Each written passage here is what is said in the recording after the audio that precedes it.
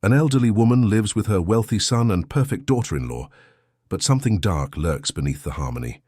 Small gestures repeat themselves until they reveal a cruel plan hidden behind so much elegance. When the truth comes to light, loyalty and courage become the only chance against the danger.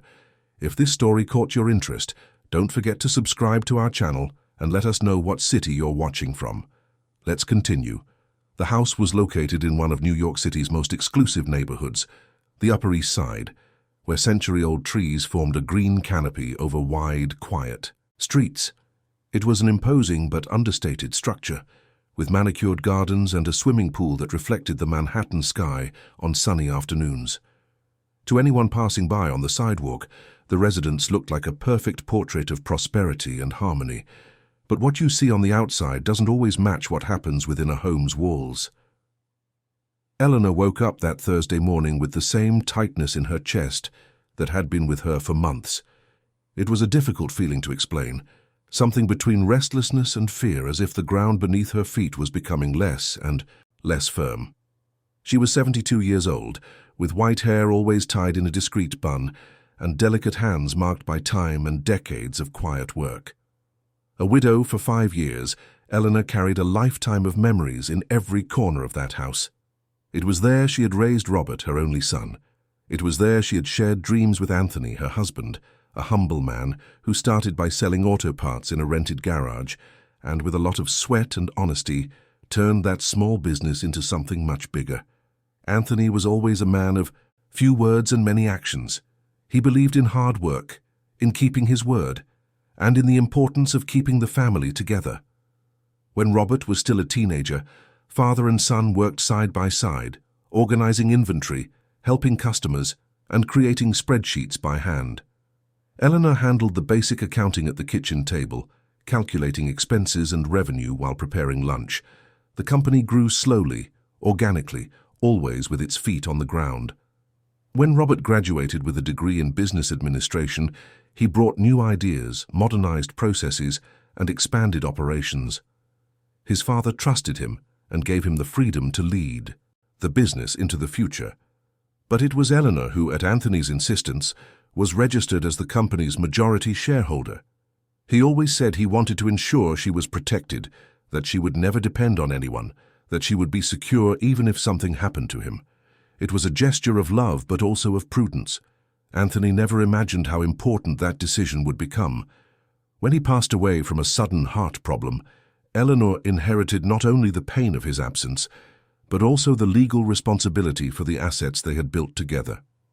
Robert, of course, was the one who managed everything. He transformed the company into a solid corporate group, with branches in 3 states, robust contracts, and an impeccable reputation in the market.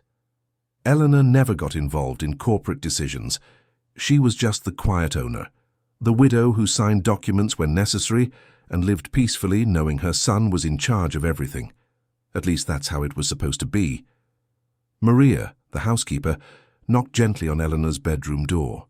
She was a 48-year-old woman with warm brown skin, black hair tied in a ponytail, an observant gaze, and hands calloused from years of work.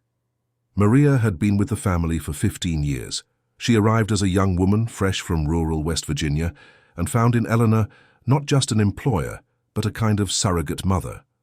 Anthony and Eleanor had always treated her with respect, helped pay for her courses, encouraged her studies, and never made her feel inferior.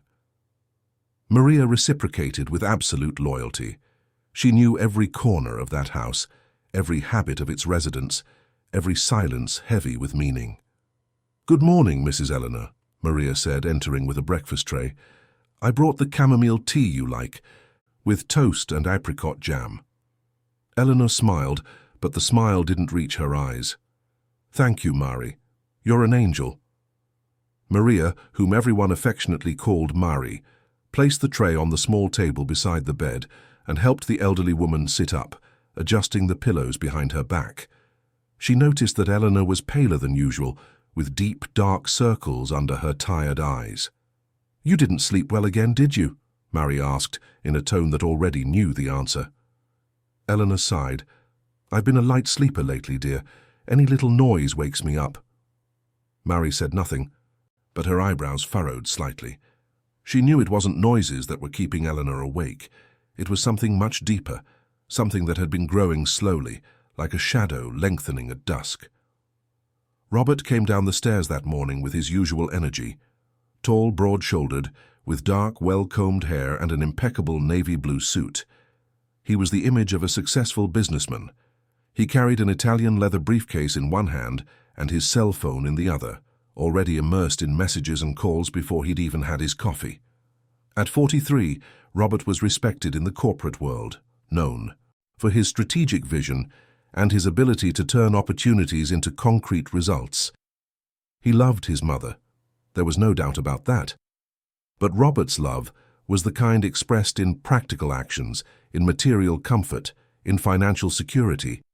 He made sure Eleanor had everything she needed, that she lived in the best house, that she had the best doctors. But time was missing. Presence was missing. That attentive gaze that notices when something is wrong, even without words, was missing. "Morning, Mum," he said, giving Eleanor a quick kiss on the forehead as she sat at the breakfast nook table sipping her tea. "Sleep well?" "Yes, son," she replied with the soft voice of someone who had learned not to worry others with her own fears. Robert grabbed a cup of coffee, took a hurried sip, and was already checking his watch. "I have a 9 o'clock meeting, so I'm leaving a little early. I have a dinner with investors tonight, so I'll be out late. But call me if you need anything, okay? You go on, son. Be safe." He left like a whirlwind, leaving behind the scent of coffee and expensive cologne. Eleanor stared at the closed door, with that feeling of emptiness that had become her constant companion.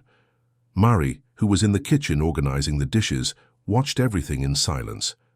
It was then that Jessica came down. She appeared at the top of the stairs like an apparition, perfectly styled blonde hair falling in soft waves over her shoulders, clear and well cared for skin, discreet but flawless makeup, a beige linen dress that highlighted her elegant figure. Jessica was 36 and by all social standards a stunning woman. With a degree in public relations and a master's in marketing, she had met Robert at a corporate event 4 years ago.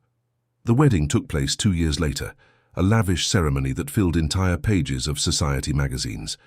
Jessica knew how to carry herself in any environment. She knew what to say, how to smile, when to be quiet. She was charismatic, cultured, articulate. Everyone adored her. Everyone, except Mary. "Good morning, Eleanor," Jessica said, with that wide, impeccable smile that always seemed to be at the ready. "Did you sleep well?" "Good morning, Jessica. Yes, I did." Jessica poured herself some fresh squeezed orange juice, took a piece of whole wheat toast, and sat at the table, crossing her legs elegantly. "I'm going to the club today. I have Pilates at 10. Then I need to stop by the boutique to look at some new dresses. And tonight there's that dinner Robert mentioned. It's going to be fancy. All the big players from New York will be there." Eleanor nodded without much to say. Jessica kept talking, describing details about the event, about the people who would be there, about the importance of keeping up appearances and the right contacts. It was a superficial conversation, full of names and places but empty of any real connection. Eleanor listened, responding when necessary, but felt that familiar weight in her chest. When Jessica finished her coffee and went upstairs to get ready, Mary appeared to clear the dishes. She and Eleanor exchanged a brief but meaningful look. They didn't need words. Both felt that something was changing in that house, but they couldn't yet name what it was. The weeks that followed brought a routine that seemed normal to the inattentive eye, but which hid ever-deepening cracks.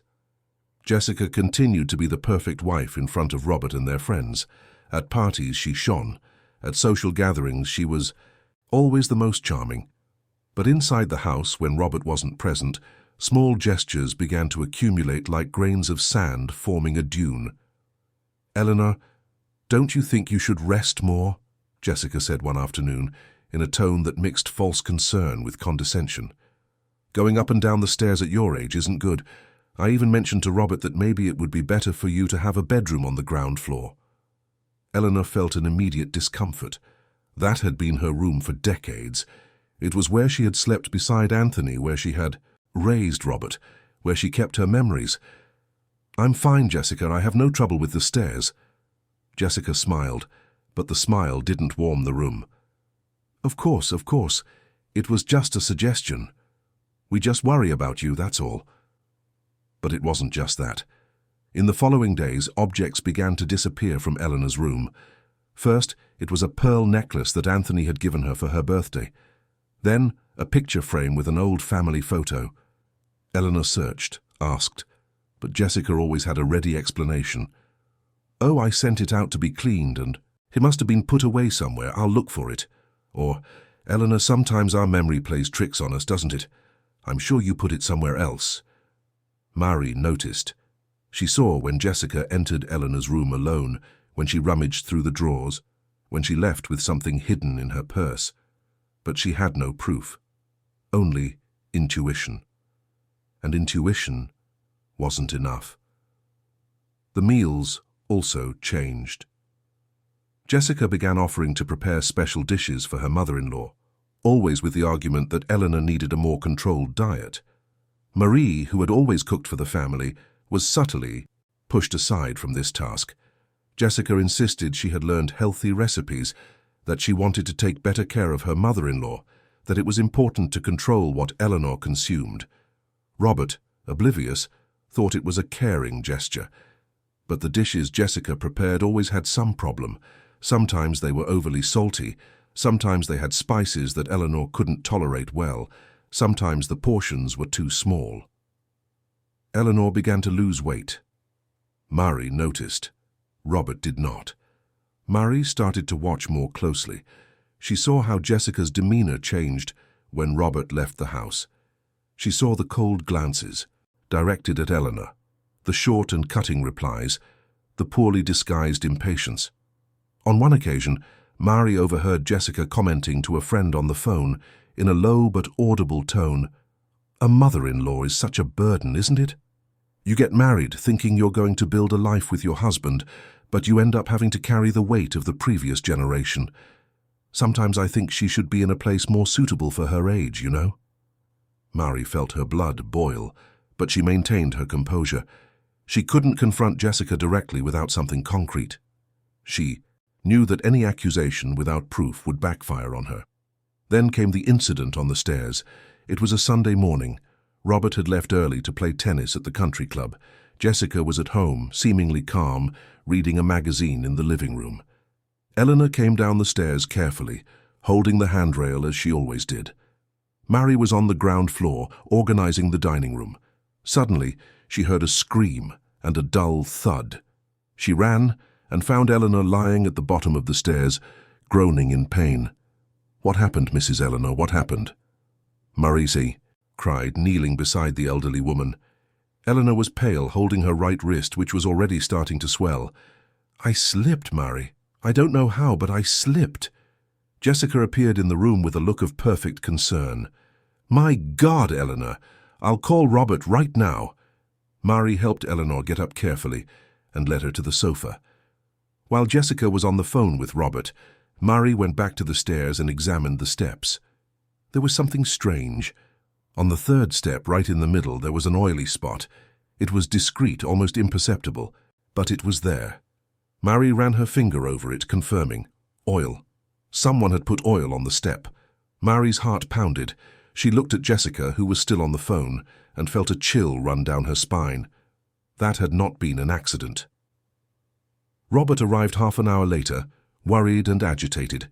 They took Eleanor to the hospital, where a minor wrist fracture was confirmed. They returned home with the elderly woman's arm in a cast and a prescription for painkillers. Jessica was extremely helpful throughout the entire process, helping with pillows, offering water, demonstrating exemplary care. Robert was relieved, believing it had been just an unfortunate accident, a consequence of old age. But Mary didn't forget the oil on the step. She cleaned it discreetly, without mentioning it to anyone, but she stored that information away like a secret weapon. From that day on, something changed inside Mary. She realized she wasn't just dealing with a difficult daughter-in-law or minor domestic disagreements. She was facing something much more serious, something that required constant attention and courage. That night, when the house was quiet and everyone had gone to bed, Marie went to Eleanor's room. She knocked softly on the door. "Come in, Marie," came Eleanor's weak voice. Marie entered and sat on the edge of the bed. "Mrs. Eleanor, are you sure it was just a slip?" Eleanor looked at Marie with those tired eyes, full of a sadness that went beyond physical pain. "I don't know, Marie, I really don't know. Sometimes I feel like I'm going crazy. I think I'm imagining things, that I'm seeing problems where there are none. Maybe it really is my age." "You are not going crazy," Marie said firmly, "and I'm going to prove it, but I need you to trust me and be very careful. Never be alone with her. Never accept anything she offers without me seeing it first. Do you understand?" Eleanor squeezed Marie's hand tightly, her eyes filling with tears. "Do you think I'm in danger?" Marie took a deep breath. "I think so, Mrs. Eleanor, and I'm going to do everything I can to protect you." That night, lying in her small room at the back of the house, Marie couldn't sleep. She stared at the ceiling, thinking about everything she had observed over the past few months, piecing together a puzzle that wasn't yet complete, but which already showed a frightening picture. She knew she was entering dangerous territory, that she was pitting herself against someone powerful and manipulative. But she also knew she had no choice. Eleanor was more than an employer. She was family, and Marie would not abandon her family. Meanwhile, in the master bedroom, Jessica sat in front of the mirror, mechanically applying moisturizer to her face. Robert was already asleep, snoring softly. She looked at her own reflection and smiled. A small, almost imperceptible smile, but one filled with satisfaction. Everything was going exactly as planned. She just needed a little more time, a little more patience. Soon, very soon, that house would be completely hers, and nothing and no one would stand in her way. The clock on the wall struck midnight as Marie finally closed her eyes, but even in her sleep, her mind remained alert, preparing for what was to come. Because she knew with a certainty that came from her gut that the worst was yet to happen. The days that followed brought a routine filled with invisible tension. Eleanor was slowly recovering from the fall, but fear had settled in her heart like an unwanted guest. She began to avoid the stairs when she was alone, always waiting for Marie or Robert to be nearby to accompany her. Jessica, for her part, intensified her campaign of public kindness. She brought magazines for her mother-in-law, suggested movies for them to watch together, offered shoulder massages. Always when Robert was present, always with that perfect smile that didn't reach her eyes. Robert was increasingly absorbed by his business. The company was facing a major expansion phase, with negotiations to open a new branch in Chicago and advanced talks to close a multi-million-dollar contract with an international automaker. He left early, came home late, and when he was home he spent hours locked in his office on the phone or answering messages. He didn't notice the looks exchanged between his mother and Marie, didn't notice how Eleanor flinched whenever she was alone with Jessica, didn't see the small signs that something was deeply wrong. One Thursday afternoon, while Robert was on a business trip in Boston, Jessica decided to visit his home office. It was a spacious room on the second floor, with shelves full of business and economics books, a large mahogany desk, and a wooden filing cabinet where Robert kept important documents. Jessica entered with the naturalness of someone who had every right to be there.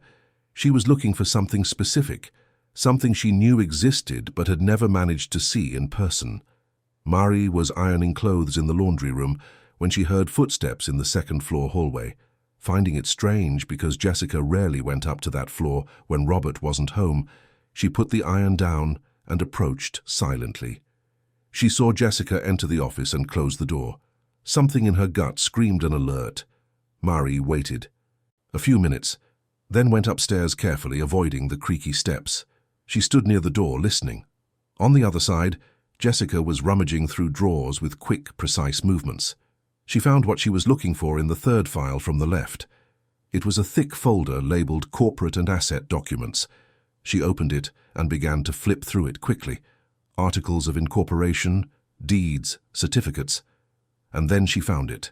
There, in black and white, was the confirmation of what she suspected. Eleanor Marie Williams was the owner of 75% of the company's shares. Robert, held only 25%. The house they lived in, registered in Eleanor's name. The beach house in Eleanor's name. The most substantial financial investments in Eleanor's name. Everything, absolutely everything that mattered, was in the hands of that old woman. Jessica felt a wave of pure rage rise in her throat. How had Robert not mentioned this clearly before? How had he let her believe that he was the owner of everything? She took a deep breath, trying to control her fury. She needed to think, to plan. If Eleanor died without changing her will, Robert would inherit everything automatically. But if the old woman decided to change things, if she decided to leave part of the assets to other people, to institutions, to Mari herself, for example, everything would fall apart. Jessica photographed the documents with her phone, page by page. She put everything back exactly where she found it and left the office with her heart racing. She didn't realize that Mari had hidden in the guest room as soon as she heard the doorknob turn. She didn't realize she was being watched. That night, when Robert returned from his trip, Jessica was especially affectionate. She prepared his favorite dinner, opened a bottle of Chilean wine he loved, and wore an elegant dress. During dinner, she skillfully guided the conversation, touching on sensitive topics as if they were just casual reflections. "Robert, have you ever thought about what it will be like when your mother is no longer here?" she asked, her voice soft and full of false delicacy. "I mean, she's already 72. We need to be prepared for these things." Robert frowned. "Jessica, my mother is fine. Aside from that fall, she's healthy for her age." I know, but you never know, right? And with the company growing so much, have you thought about simplifying the corporate structure? It must be complicated to have to ask for her authorization for everything." Robert took a sip of wine, annoyed by the direction of the conversation. "My mother doesn't interfere in anything, Jessica. She signs what needs to be signed, but I'm the one running everything." "Of course, honey. But wouldn't it be more practical if you had total autonomy? For operational reasons. Imagine if an urgent opportunity comes up and you need her signature and she's not available." Robert put his fork down on the table with more force than he intended. "Jessica, my mother is not an operational problem, and I'm not going to discuss this. She built this company with my father. She has every right to be where she is." Jessica smiled, retreating elegantly. "Of course, honey, I'm sorry. It was just a silly thought. Let's change the subject." But the seed was planted, and Jessica knew how to be patient. Meanwhile, in Eleanor's room, Mari was helping the elderly woman change the dressing on her wrist. The fracture was healing well, but Eleanor still felt occasional pain. "Marie, do you think I'm being a burden to Robert?" Eleanor asked, her voice fragile. "Sometimes I get the impression that I'm in the way, that he would have an easier life if I weren't here." Mari stopped what she was doing and looked directly into the elderly woman's eyes. "Mrs. Eleanor, don't let anyone put those ideas in your head. You are not a burden at all. You are his mother, the woman who worked her whole life to give him what he has today. Don't forget that, ever." Eleanor squeezed Mari's hand tightly. "I'm lucky to have you here, Mari. I don't know what I would do without you." Mari smiled, but inside her heart was heavy. She knew the situation was getting worse. She knew Jessica was moving, planning, scheming, and she knew she would need to be ever more vigilant, ever more present, ever more willing to do whatever it took to protect the woman who had welcomed her like a daughter. The following week, Robert announced he had to travel again, this time to Stamford, Connecticut, where he would spend 3 days overseeing the installation of a new management system at the branch office. Jessica said she would go, with him, that she wanted to see the city. But on the day of the trip, she claimed a severe migraine and said she would stay home. Robert left alone, worried, but trusting that his wife would take care of his mother. As soon as Robert's car disappeared around the corner, Jessica's mask began to slip. She spent the entire day on the phone, speaking in a low voice, locked in her room. Mari, ever watchful, tried to overhear what she could, but Jessica was careful. In the afternoon, Jessica came downstairs and found Eleanor in the living room working on an old embroidery piece that had been left unfinished for years. "Eleanor, I think we need to talk," Jessica said, sitting on the sofa across from her mother-in-law. Eleanor looked up from her embroidery, feeling her heart speed up. "About what, Jessica?" About the future, about what's going to happen with all of this. Have you thought about simplifying things, signing everything over to Robert at once? It would be more practical, safer. You wouldn't have to worry about paperwork, about signatures. Eleanor felt a tightness in her chest. What do you mean? Jessica leaned forward, her gaze piercing. I mean, you've lived long enough, you've done your part. Maybe it's time to really rest, to let Robert take over everything. It would be better for everyone. Eleanor's hands began to tremble. Jessica, I don't understand what you're suggesting. I'm not suggesting anything, Eleanor. I'm just saying it would be good for everyone if you were more cooperative, if you understood that there are times when you need to take a step back. Mari, who had just entered the room with a glass of water for Eleanor, heard the last few sentences. She placed the glass on the small table with enough force to get their attention. Sorry to interrupt, but Mrs. Eleanor needs to take her medicine now. Jessica stood up, casting an icy glare at Mari. Of course. We'll talk later, Eleanor. Think about what I said. When Jessica went upstairs, Mari sat next to Eleanor and held her hands, which were still shaking. She's getting bolder, Mrs. Eleanor. We need to tell Mr. Robert. Eleanor shook her head, tears in her eyes. He won't believe it, Mari. He'll think I'm seeing things, that I'm getting confused with age. She's too smart. She always says these things. When he's not around. Then we'll find a way to prove it, Mari said with determination. Do you trust me? Eleanor nodded. With my life. Then let me handle this. But promise me you won't be alone with her. Not for a minute. I promise, Mari. That night, while the house slept, Mari sat in her room and began to write. She noted down dates, times, conversations, strange behaviors. She started to compile a detailed journal of everything she had observed since Jessica entered that family. She knew she would need proof, something concrete, something that couldn't be denied or explained away. And she was willing to get it no matter what it took, because the battle had begun. And Mari had no intention of losing.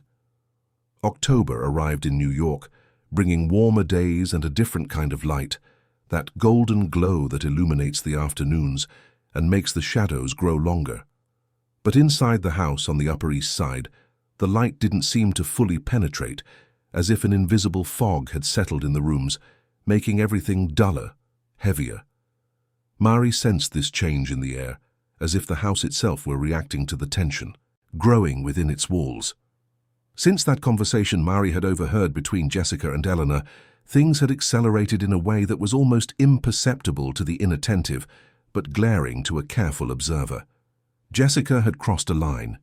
She no longer completely hid her impatience, her desire for things to change quickly. And the more time passed, the bolder her actions became. Robert had returned from Stamford excited about the results of the new system implementation. The company was growing steadily. The numbers were excellent, and there were talks of a possible merger with a distributor from Texas. He was immersed in spreadsheets, virtual meetings, and quick trips. With each passing day, Robert grew more distant from the reality at home, more absorbed by the corporate world he mastered, but completely blind to what was happening under his own roof. One Tuesday morning, Mari went down to the kitchen at 6 a.m., as she did every day, and found something strange. The pantry door was ajar, which was unusual because she always closed it carefully the night before. She went in and noticed that some jars were out of place. The container of brown sugar that Eleanor used in her tea was open, with a thin layer of white powder on top. Mari frowned, picked up the container and smelled it. It wasn't just sugar. There was another smell, something chemical, something that shouldn't be there. Her heart pounded. She carefully took the container, put it in a plastic bag and hid it at the back of a cabinet in the laundry room. Then she took a new container of brown sugar from the stock and put it in its place. She didn't say anything to anyone, but she noted the date in her little notebook, October 8th. That same afternoon, while Jessica was at the spa and Robert was in a meeting, Mari sat with Eleanor on the back porch, where the sun streamed softly through the white linen curtains. Eleanor was thinner, her face paler, with deep, dark circles that didn't disappear even with rest. Mari brought a tray with herbal tea and homemade cookies that she had prepared herself, taking care not to leave anything unattended for a single second. Mrs. Eleanor, Mary said, her voice low and serious. "I need you to listen to me carefully. You can no longer eat or drink anything that I haven't personally prepared. Nothing that Mrs. Jessica offers, nothing that's already served when you arrive. Do you understand?" Eleanor looked at Mary with wide eyes. "Mary, are you thinking she's trying to poison me?" Mary took a deep breath. "I'm not sure, Mrs. Eleanor, but I found something strange in the sugar this morning, something that wasn't supposed to be there. I've kept it so I can have it checked, but in the meantime, we need to be extremely careful." Eleanor's hands turned cold. "My God, Mary, this is too serious. We have to tell Robert." Mary shook her head. "If we tell him now without concrete proof, she'll deny everything. She'll say you're confused, that I'm making things up to cause trouble in his marriage. She's smart, Mrs. Eleanor. We need solid proof. Proof she can't dispute." Eleanor placed a hand on her chest, feeling her heart race. "But what if she tries something more serious before then? What if I don't have time?" Mary held the elderly woman's hands firmly. "I won't let that happen. I'll be by your side the whole time, and I will get the proof we need, but you have to promise me you'll do exactly as I say, without question. Do you promise?" Eleanor nodded, tears in her eyes. "I promise." From that day on, Mary became a shadow.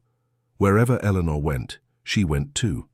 She prepared all the meals, tasted everything before serving, and kept the food locked in a cabinet to which only she had the key. Jessica noticed the change and didn't like it. She started making snide remarks, always when Robert wasn't around. "Mary, don't you think you're overdoing it with all this care for Eleanor?" Jessica said one morning, with a smile that didn't reach her eyes. "She's not a child. She can take care of herself. I'm just doing my job, Mrs. Jessica, taking care of the house and the people who live in it. Sometimes too much care can be suffocating, don't you think? Eleanor must feel like she's being watched. That's not healthy." Mary held Jessica's gaze. "Mrs. Eleanor has never complained. If she feels uncomfortable, I'm sure she'll tell me." The atmosphere grew heavy. Jessica gave a forced smile and left the kitchen, but Mary saw a flash of something dangerous in her eyes, something that confirmed all her suspicions. Robert noticed the tension in the house but interpreted it completely wrong. One evening during dinner he commented, "You two seem to be at odds lately. Did something happen?" Jessica was quick to respond, her voice soft and full of false concern. "No, honey. It's just that I've been trying to help more with your mother, but Mary seems uncomfortable with it. I think she feels like I'm invading her space." Mary bit her tongue, controlling the urge to reply. She knew anything she said would be used against her. Robert looked at Mary. "Mary, Jessica is just trying to help. You two need to work together in harmony. My mother needs both of you." "Yes, Mr. Robert," Mary replied, her voice controlled. "I understand." But inside she was seething. She knew Jessica was sowing seeds of discord, preparing the ground for Marie's eventual dismissal from the house, because Jessica knew that Mary was the only real obstacle in her path. A week later, something more serious happened. It was a Friday afternoon. Robert had left for a meeting that would last into the early evening. Jessica was at home, seemingly relaxed, reading a book in the living room. Eleanor had gone to the downstairs bathroom near the kitchen. Mary was out back, hanging laundry on the line, but keeping one ear always tuned to any sound from inside the house. Suddenly, Mary heard a muffled scream. She dropped the clothes and ran back inside. She found the bathroom door locked from the outside. Locked. Someone had slid the bolt from the outside, trapping Eleanor inside. "Mrs. Eleanor, are you okay?" Mary shouted, quickly unbolting the door. Eleanor stumbled out, pale, her eyes wide with panic. "I was inside and suddenly I heard the bolt slide. I tried to open it, but I couldn't. I started screaming, but no one came." Mary hugged her, feeling the elderly woman tremble. "It's okay now, I'm here." They went to the living room. Jessica was still there, calmly reading her book. She looked up with an expression of innocent curiosity. "Did something happen? I heard a noise." "Someone locked Mrs. Eleanor in the bathroom," Mary said, her voice hard. Jessica's eyes widened with a perfectly calibrated expression of shock and concern. "My God, how did that happen? Eleanor, are you all right?" Eleanor didn't answer, just held onto Marie's arm tightly. "It must have been an accident," Jessica continued in that soft, reasonable tone. "Maybe the wind pushed the door and the bolt just fell into place. Those old bolts can be loose sometimes." "There was no wind," Marie said, "and that bolt doesn't fall on its own. Someone slid it." Jessica looked at Marie with a cold smile. "Are you implying something, Marie?" "I'm saying someone locked the door, and there were only 3 people in this house at that moment." The silence grew thick. Jessica stood up, closing her book calmly. "Marie, I think you're seeing things where there are none. This is getting worrisome. Maybe you're working too much. You need a break." Marie was about to respond, but Eleanor squeezed her arm, signaling for silence. "It's not worth it, Marie. It's not worth it." Jessica smiled victoriously and went upstairs. Marie took Eleanor to her room and stayed with her until the elderly woman calmed down. Later, she wrote everything down in her notebook: date, time, what happened, the exact words that were said. That night, when Robert arrived, Jessica had already prepared her version of the events. During dinner, she commented casually, "Honey, something strange happened today. Your mother got stuck in the bathroom because the bolt fell on its own. Marie got very upset, started saying someone had locked her in on purpose. I think she's been very tense lately." Robert frowned. "Mom, were you hurt?" "No, son," Eleanor replied in a low voice. "I just got a scare." "And you, Marie, why were you so upset?" Marie looked at Jessica, who maintained that serene, innocent expression, and then at Robert. "I was just worried about Mrs. Eleanor, Mr. Robert. She's elderly, and getting trapped in a small space can be dangerous." "But why did you think someone locked her in? On purpose?" Marie took a deep breath. "Because the bolt was on the outside. It doesn't fall on its own." Jessica sighed, as if dealing with a stubborn child. "Robert, that bolt is old. Any movement can make it fall. But Marie seems convinced there's some kind of conspiracy. I'm starting to worry about her." Robert looked at Marie with a mixture of concern and irritation. "Marie, I know you've been taking care of my mother for many years, and I'm grateful for that. But you can't keep seeing problems where they don't exist. It just makes everyone nervous." Marie lowered her head. "Yes, Mr. Robert." But inside, she felt anger and frustration growing. Jessica was playing the game better than she was. She was turning Robert against her, setting the stage to isolate her completely. After dinner, when everyone had retired for the night, Marie went to her room and opened a hidden drawer under her bed. Inside was the container of sugar she had saved, her notebook of annotations, and more recently, her old cell phone that she had resurrected for a specific purpose, to record conversations. She knew she needed something concrete, something that couldn't be denied, and she was willing to do whatever it took to get it. The following week, an opportunity arose. Robert had to travel to Miami for an auto industry trade show. He would be gone for 3 days. Jessica, this time, didn't offer any excuses. She wanted to stay too. She wanted free time in the house without her husband's constant presence, without having to keep her mask on all the time. On the second night of Robert's absence, it was past 10, when Marie heard Jessica talking on the phone. The voice was coming from the office on the 2nd floor. Marie went up silently, her phone in her apron pocket, already set to record. She stood outside the door, placing the device near the crack. Jessica's voice was low, but audible. She was talking to someone, and her tone was completely different from the manufactured sweetness she used with Robert. "I know it's taking longer than planned, but she's tougher than she looked. The old woman is stubborn. But it won't be long now. As soon as she signs the power of attorney I've prepared, it gets easier. And after that, well, accidents happen, especially with the elderly. A fall in the pool, a heart problem, anything will do. I just need to make sure there are no inconvenient witnesses." Marie felt her blood run cold. She was listening to a confession, a clear, direct confession, with no room for interpretation. She kept recording, her hand trembling slightly. "The housekeeper is being a problem," Jessica continued. "She sticks to the old woman like a shadow, but I've already planted doubts about her in Robert's head. A few more weeks, and he'll believe she's getting paranoid, that she's making things up. Then it'll be easy to fire her. And with her out of the way, I'll have a clear path." There was a pause. The other person on the line must have been talking. Then Jessica replied, "No, he doesn't suspect a thing. Robert is smart about business, but completely blind to what happens inside his own home. He trusts me, and he'll keep trusting me because I know exactly how to manipulate him." Mary heard footsteps approaching the door. Quickly, she stopped the recording, put the phone away, and went downstairs as silently as possible. Her heart was beating so hard she was sure it could be heard from feet away. But she managed to get to the ground floor without being seen. That night, Mary couldn't sleep. She lay in bed staring at the ceiling, listening and re-listening to the recording through her headphones. It was the proof she needed. It was the confession that would make it impossible for Jessica to deny her intentions. But it was also dangerous. If Jessica found out she had been recorded, there was no telling what she would be capable of doing. The next morning, Mary sought out Eleanor and asked to speak with her privately. They went to the small sewing room at the back of the house that no one else used. Mary locked the door and showed the phone to Eleanor. "Mrs. Eleanor, I need you to listen to this, but I need you to be strong." Mary played the audio. Eleanor listened, and with every word, her face grew paler.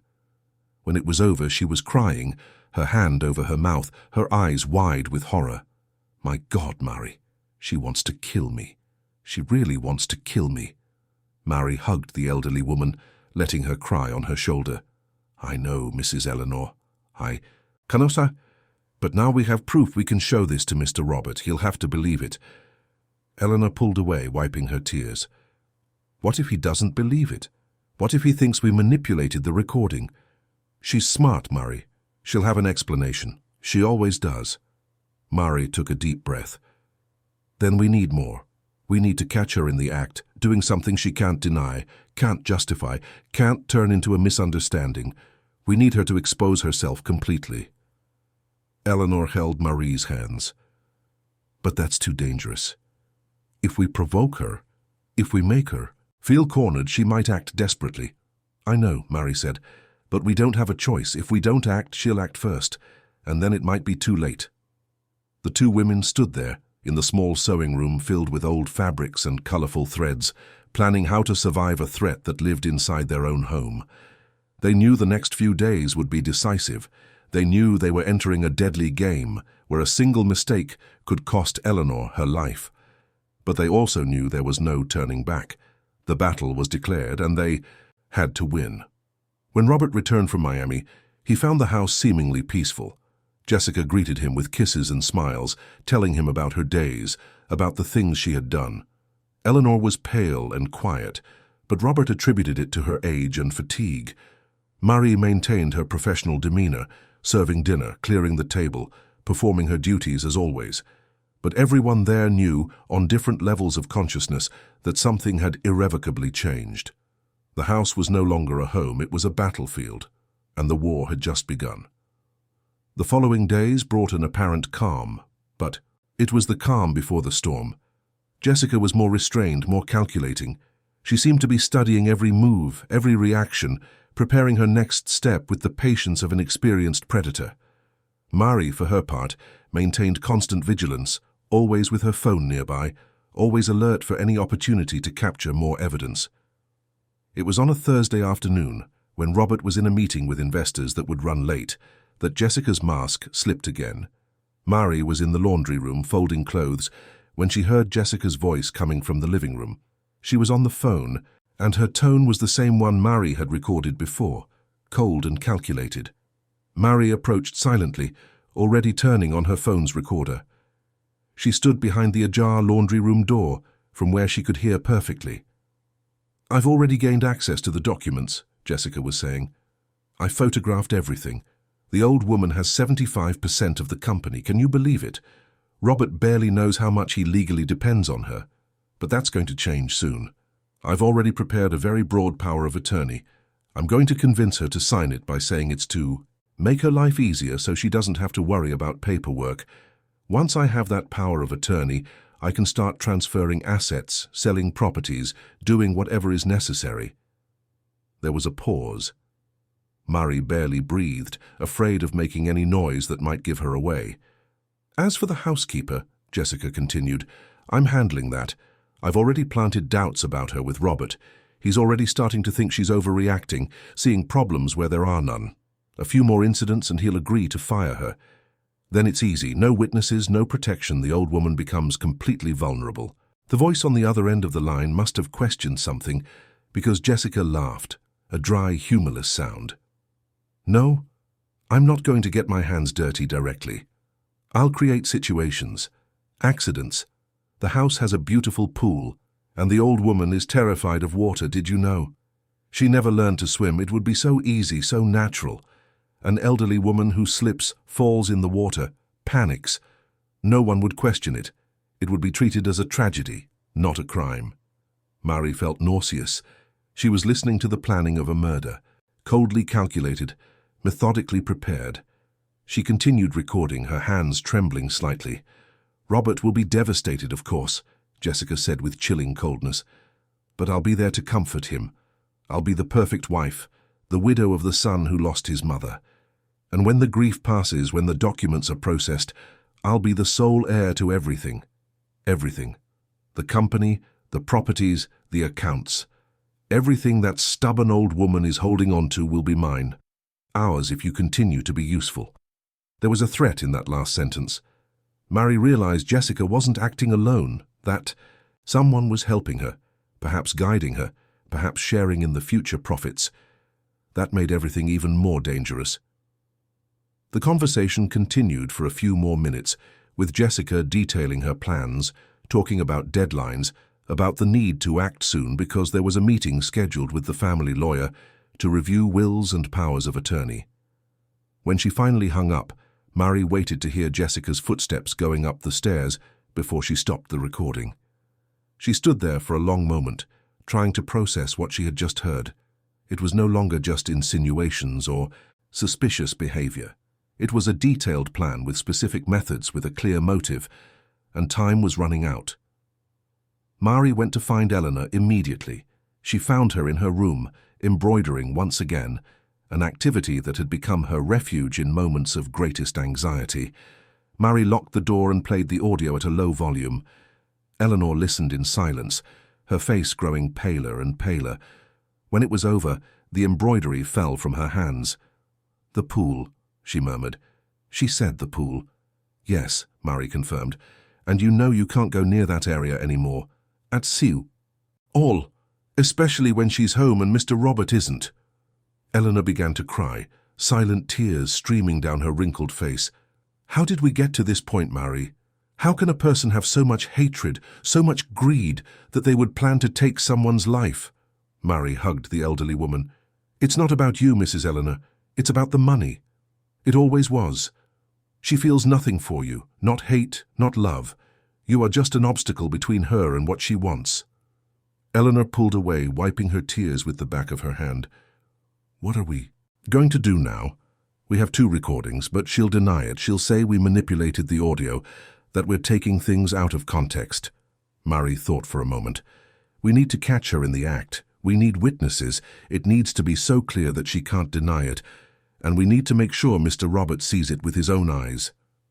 "But how are we going to do that without putting me in real danger?" Mari took a deep breath. "I don't know yet, but I'll figure it out. And in the meantime, you don't leave my side, not for a second. We sleep with the door locked. We only eat what I prepare. We don't accept anything from her. Understood?" Eleanor nodded. "Understood." That night, during dinner, Jessica was particularly cheerful. She talked about a trip she wanted to take with Robert to the Bahamas, about how nice it would be for them to have time alone, away from responsibilities. Robert, tired but receptive, agreed it would be a good idea. "And your mother?" he asked. "Would she be okay here with Mari?" Jessica smiled, that practiced smile. "Of course. Mari takes very good care of her. But Robert, have you thought about hiring a nurse, someone with medical training? Your mother is getting more fragile, and I think it would be safer." Robert frowned. "My mother isn't sick, Jessica. She doesn't need a nurse." "I know, honey. But think about it. At 72, anything can happen. A heart problem, a fall, an emergency. It would be good to have someone prepared for those situations."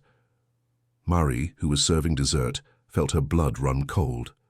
Jessica was preparing the ground to push away any other witnesses, to bring in someone new, someone who didn't know the family, someone she could control or bribe. Robert thought for a moment. "I'll talk to my mother about it, see what she thinks." After dinner, when they were alone, Robert went to Eleanor's room. "Mom, Jessica mentioned hiring a nurse to stay with you. What do you think?" Eleanor looked at her son, choosing her words carefully. "Son, I don't need a nurse. I have Mari, who has taken care of me for 15 years, who knows my needs, my quirks. Why would I want a stranger? It's just that Jessica is worried. She thinks it would be safer." Eleanor held her son's hand. "Robert, I know you trust Jessica, but I don't want any changes. I like my routine. I like having Mari around. Please don't take that away from me." Robert sighed. "All right, Mum. If that's what you want, I won't insist." When Robert left, Eleanor felt a momentary relief, but she knew this was just one battle in a larger war. Jessica wouldn't give up so easily, and she didn't. In the following days, small incidents began to pile up. Eleanor's blood pressure medication disappeared from the cabinet, only reappearing after Mari searched the entire house and found it hidden behind a stack of towels in the guest bathroom. Eleanor's favorite chair on the porch appeared with a loose screw, and just as she was about to sit, Mari noticed the instability and stopped her. The stair railing was slippery one morning, as if someone had applied oil again. Mari documented everything. She took pictures, made notes, saved evidence. But she knew it still wasn't enough. These were small incidents that could be explained away as carelessness, as coincidence. She needed something bigger, something undeniable. The opportunity came in an unexpected way. Robert announced he had to travel to Washington, D.C. for meetings with government agencies related to a new contract. He would be gone for 2 days. Jessica this time didn't make an excuse not to go with him. In fact, she insisted on staying. "I need to take care of a few things here, honey," she said in that casual tone. "I have appointments, plans with friends. But you go. Don't worry about me." Robert looked at his wife affectionately. "Are you sure? I can reschedule if you want to come along." "I'm sure your mom and Mari will be here with me." "Mari, everything will be fine." But when Robert left, carrying his briefcase and his optimism, the temperature in the house changed. Jessica didn't go up to her room as she usually did. She stayed in the living room, flipping through a magazine, but her eyes weren't following the pages. She was thinking, planning, waiting for the right moment. Mari noticed. She kept Eleanor in her room all day, making up excuses, saying the elderly woman needed to rest, that the weather was changing, and it was better to avoid drafts. Eleanor understood and didn't protest, but on the second day of Robert's trip on a sunny Friday afternoon, Jessica knocked on Eleanor's bedroom door. "Eleanor, what a beautiful day outside," she said, with that smile Eleanor had learned to fear. "Why don't you come out to the porch? We can have some tea together, chat a little. You've been cooped up in here for too long." Mari, who was with her, answered before Eleanor could speak. "Mrs. Eleanor's blood pressure is a little off today. It's better for her to rest." Jessica looked at Mari with those cold eyes. "Mari, I didn't ask you.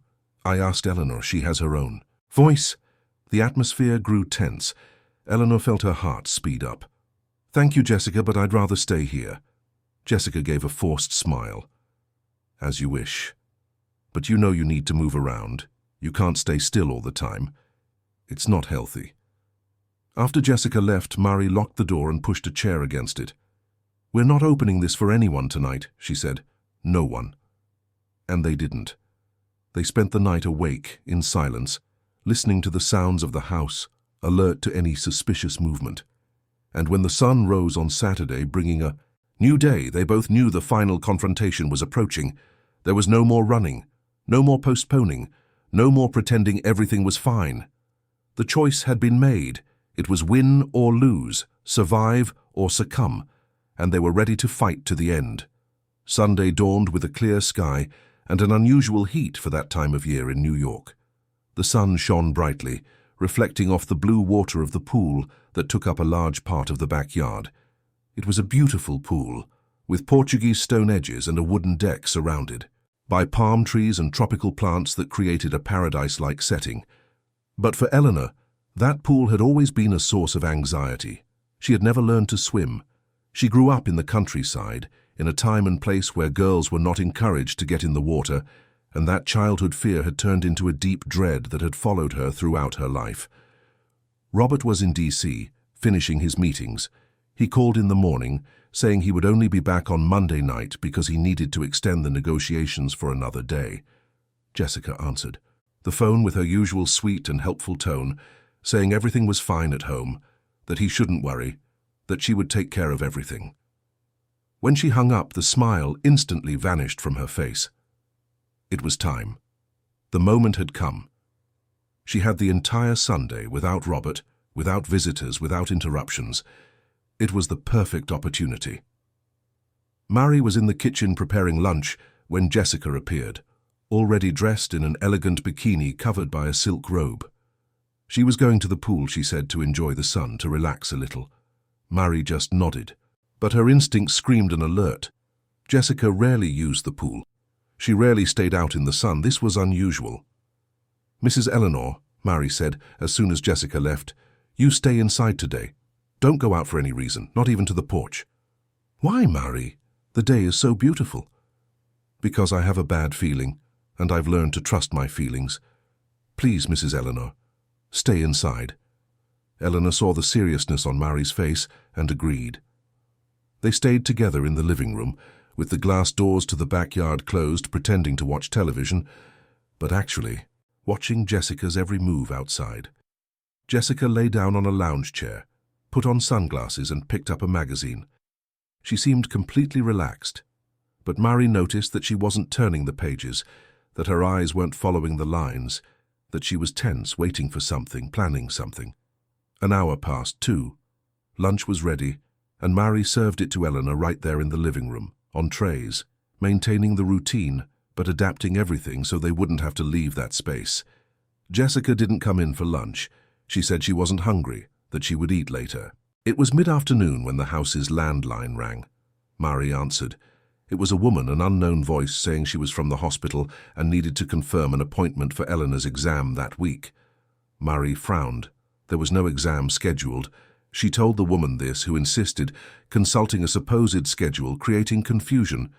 The call dragged on for several minutes, with Mary trying to understand the mistake, the woman insisting, everything becoming more and more confusing.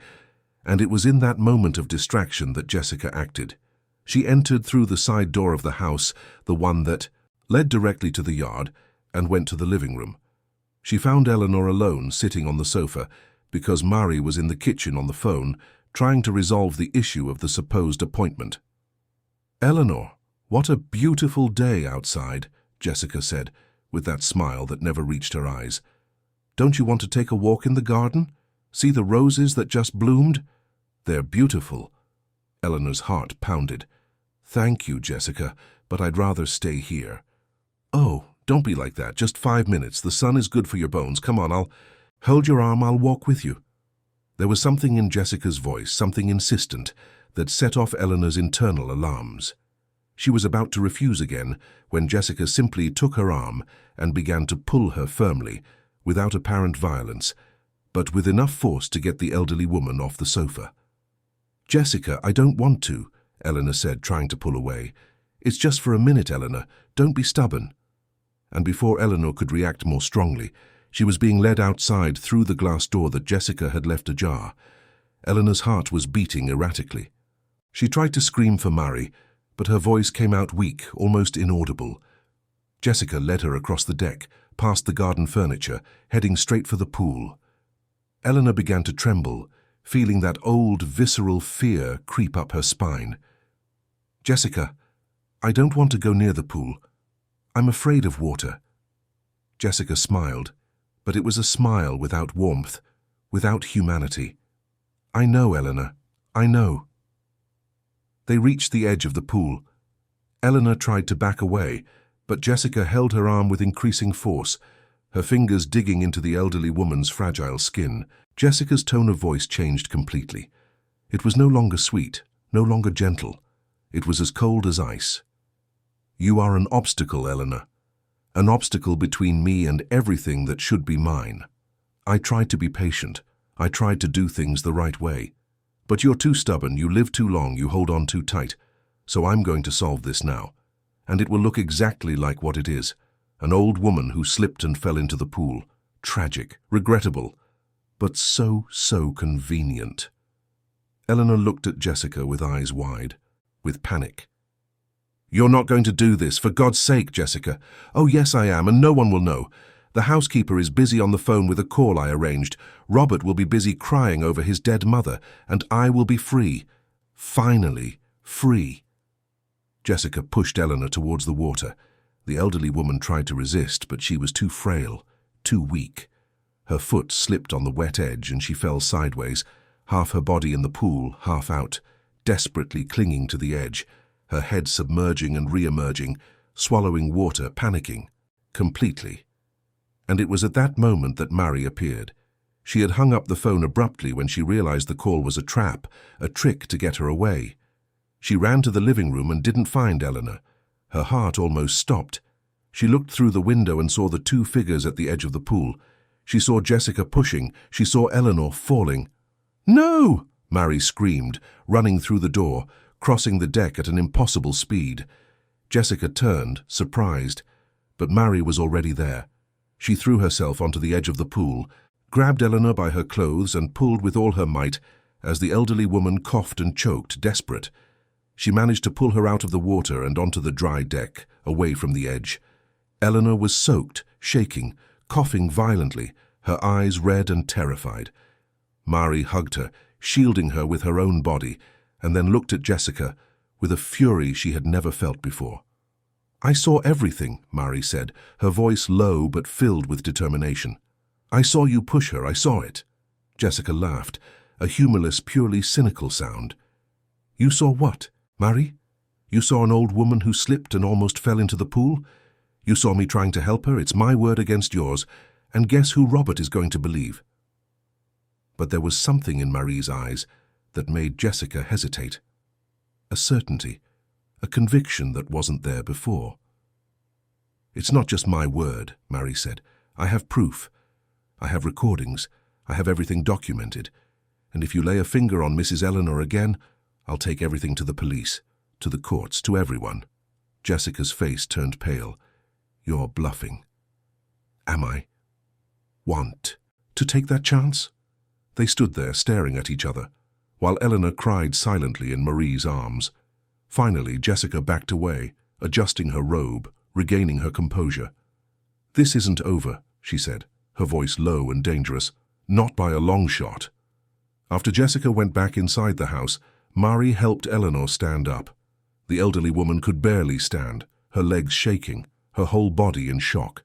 Mary led her inside through the side door, straight to her room, avoiding passing where Jessica might be. In the room, Mary locked the door, helped Eleanor change her clothes, wrapped her in blankets despite the heat, and stayed there holding her hands while the elderly woman cried convulsively. "She tried to kill me, Mary. She really tried to kill me." "I know, Mrs. Eleanor, I know. But it's over now. I'm not leaving you alone ever again. And we're going to put an end to this, I promise." That night, neither of them could sleep. Mary dragged a mattress into Eleanor's room and slept on the floor beside the bed, always alert. They listened to the sounds of the house, the natural creaks of the wood, but every noise made them jump. On Monday morning, Robert called to say he was on his way back, that he would arrive in the mid-afternoon. Jessica answered with her usual sweet voice, saying she missed him, that she couldn't wait to see him. When Robert arrived, he found the house in apparent normality. Jessica greeted him with a warm kiss. Eleanor was in her room, Jessica explained, feeling a little unwell. Nothing serious, just a passing malaise. Robert went up to see his mother and found her pale and withdrawn, but she forced a smile and said she was fine, just tired. Robert went down to his office to deal with the accumulated emails. He didn't notice the tension that permeated every corner of the house. He didn't see the looks that Mary and Eleanor exchanged. He didn't feel the danger that still hung in the air. But things were about to change, because Mary was tired of waiting, tired of accumulating proof without using it, tired of watching Eleanor waste away with fear inside her own home. It was time to act. On Tuesday, Mari received a text message on her phone. It was from an unknown number. The message was short and direct. "We know where your sister lives. We know where your nephews go to school. Keep quiet if you want them to stay safe." Mari felt her blood run cold. Her sister lived in Naperville, Illinois, with 2 young children. They were her only family. The threat was clear, direct, terrifying. She showed the message to Eleanor, who turned even paler. "Mari, you can't risk yourself for me. If something happens to your family—" "It won't," Mari said, with more conviction than she actually felt. "Because we're going to end this before it can today." She called her sister, made up a story about a security issue, and asked her to pick up the kids from school early and stay at a friend's house for a few days. Her sister, scared but trusting Mari, agreed. Then Mari did something she had been putting off for fear of how Robert would react.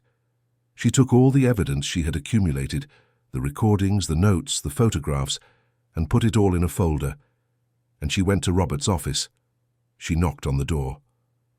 "Come in," his voice said. Mari entered, closing the door behind her. Robert looked up from his computer, surprised. Mari rarely came in there. "Mr. Robert, I need to speak with you. It's urgent, and it's about Mrs. Jessica." Robert frowned. "Mari, if this is more of those theories about Jessica being—" "They're not theories, Mr. Robert, they're facts. And I have proof. If you just give me 10 minutes, just 10 minutes of your time, I'll show you everything." There was something in Mari's voice, a seriousness that Robert had never heard before. He sighed, saved the document he was working on, and gestured to the chair in front of his desk. "All right, 10 minutes." Mari placed the folder on the desk and began. She showed him the notes, explained the incidents, the oil on the stairs, the adulterated sugar, the bathroom door locked from the outside. Robert listened, growing more tense by the second. Then Mari took out her phone and played the first recording. Jessica's voice came through clearly, talking about transferring assets, about creating accidents, about the pool. Robert turned pale. He stopped the recording halfway through. "Where did you get this?" "I recorded it, Mr. Robert. I was listening to one of her phone calls and I recorded it." "You were spying on my wife. I was protecting your mother, and if you listen to the rest, you'll understand why." She played the second recording. This time, Jessica's voice detailed the plan, talking about Eleanor's fear of water, about how easy it would be to make it look like an accident. When it finished, Robert had his face in his hands. "And there's more," Mari said, her voice firm despite her fear. "Yesterday she tried it. She actually tried to throw Mrs. Eleanor in the pool. I got there in time. I saw it. I saved her." Robert lifted his face and Mari saw something she had never seen before in his eyes. Pure fear. "Is my mother okay?" "She's alive, but she's terrified, and for good reason." Robert was silent for a long moment. Then he stood up, his chair scraping against the floor. "Where is my mother now?" "In her room. I don't leave her alone." "Stay with her. Don't let her leave that room. I'm going to handle this now." Mari left the office with her legs shaking. She had done what she needed to do. She had handed over everything. Now it was up to Robert to believe, to act, to do the right thing. Robert stayed in his office for a few more minutes, listening to the recordings again, reading the notes, processing the unthinkable. The woman he had married, the woman he loved, or thought he loved, was a potential murderer. She had planned to kill his mother for money.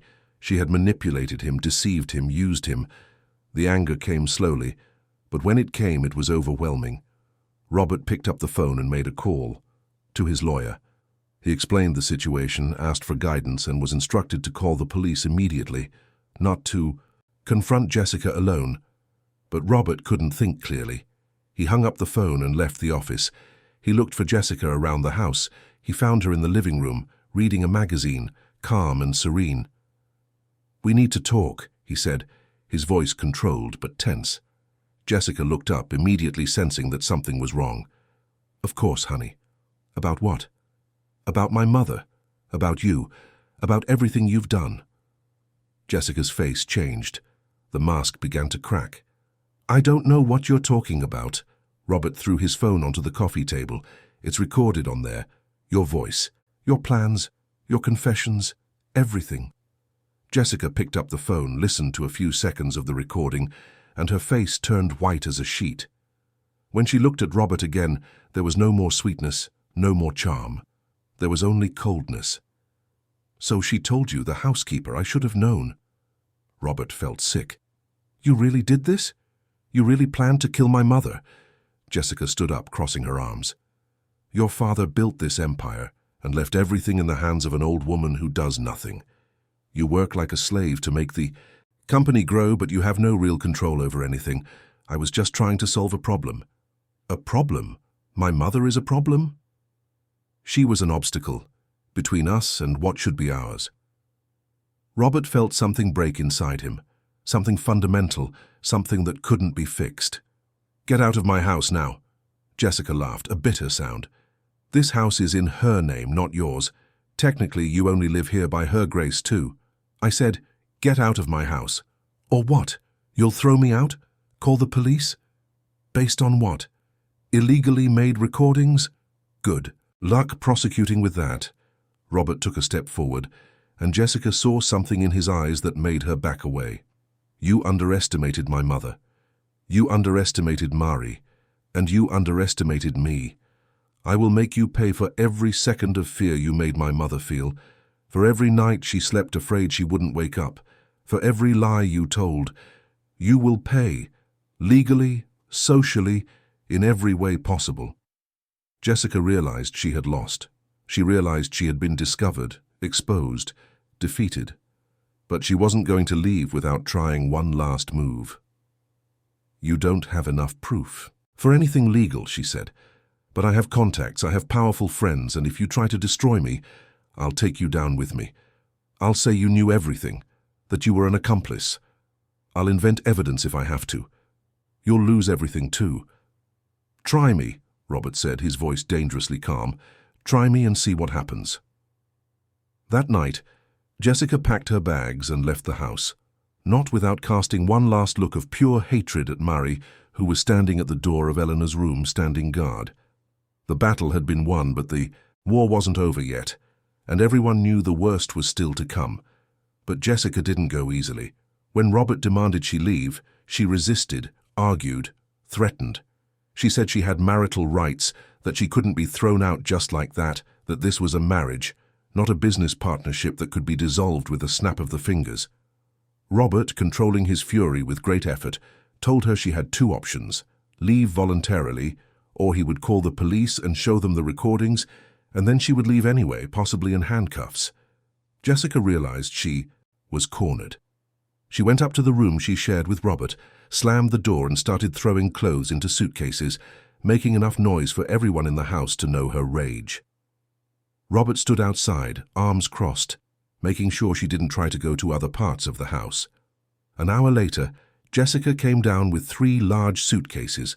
She was wearing an elegant outfit, her makeup perfect, as if she were going to a social event and not being kicked out of her own home. She stopped at the door, turned to Robert and said in an icy voice, "You will regret this, I guarantee it." Then she left, getting into a taxi she had called, and disappeared into the New York night.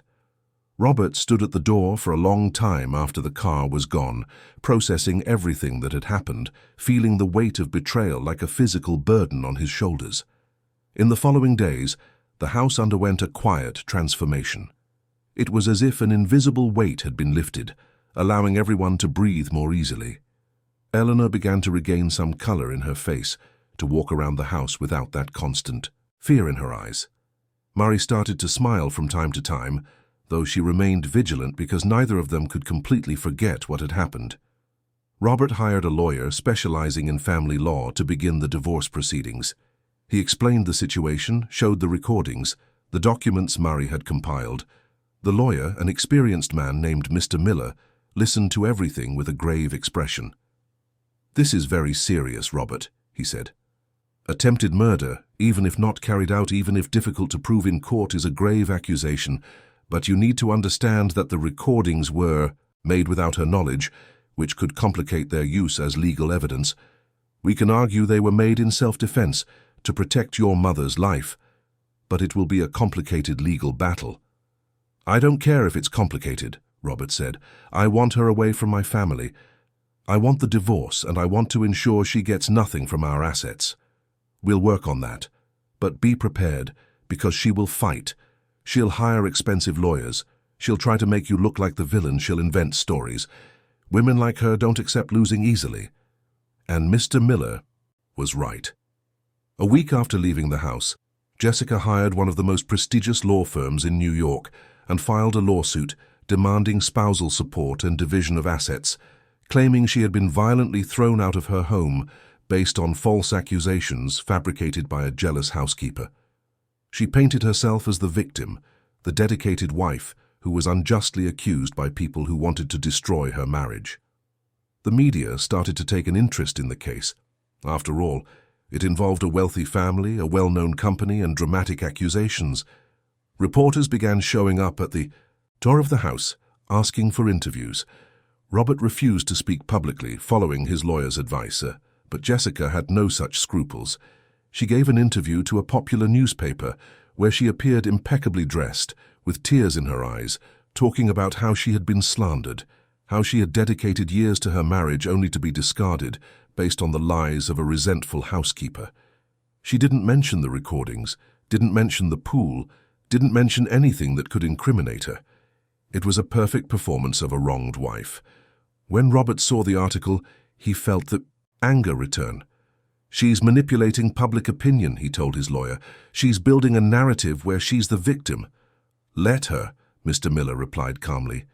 The more she talks, the more rope she's giving herself to hang with. When the time is right, we'll show the real evidence, and then her whole narrative will collapse. But it wasn't just the legal and media battle that Robert faced. There was also the emotional dimension. He had loved Jessica, or thought he had. He had built an imaginary future with her, had believed every word, every smile, every promise. And to discover that, it was all a lie, that he had been manipulated from the beginning, that the woman who slept beside him was planning to kill his mother, was something that was destroying him from the inside. One night, sitting in his office, he talked with Eleanor, who had brought him some tea. "Mum, how did you not see it? How did I not see it?" Eleanor sat beside her son, placing her hand on his. "Son, people like her are experts at deception. She showed you exactly what you wanted to see. And with me, when we were alone, she showed who she really was. But even I took a long time to believe what I was seeing. Our minds resist believing that someone can be so cold, so calculating. I should have listened to Mary from the start. I should have paid more attention. I should have seen the signs. You were busy, Robert. You were running a company, traveling, working. And she knew that. She used it against you. Against us." Robert rubbed his face with his hands. "I just want this to be over, Mom. I want her out of our lives for good. It will be, son. It will. But it wouldn't be that simple. Because Jessica had one more card up her sleeve, something she had saved for the right moment.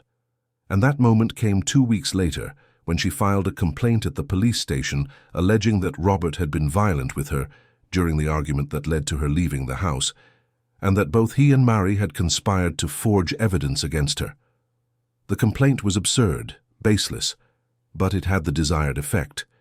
It put Robert and Mary on the defensive, forced them to give statements, and created an even more confusing public narrative where no one knew who was the victim and who was the villain. Mr. Miller went into action immediately. He found witnesses who were at the house on the day in question, a neighbor who saw Jessica leaving calmly with her suitcases, with no signs of violence. He presented medical reports showing that Jessica had no injuries consistent with an assault. Slowly, he dismantled her version of events. But the process was exhausting. Robert began to suffer from insomnia, to lose weight, to become irritable. The company started to feel his emotional absence. Important decisions were postponed. Contracts were nearly lost because he couldn't concentrate. It was Eleanor who finally called him for a serious talk. They sat on the porch, where the afternoon sun streamed softly through the plants. "Robert," she said, her voice firm, "you can't let her win this way. She already tried to take me from you physically. Don't let her destroy you emotionally." "Mum, I'm trying. But it's hard. Every day there's a new story, a new accusation, a new battle." "I know, son. But you have to remember who you are.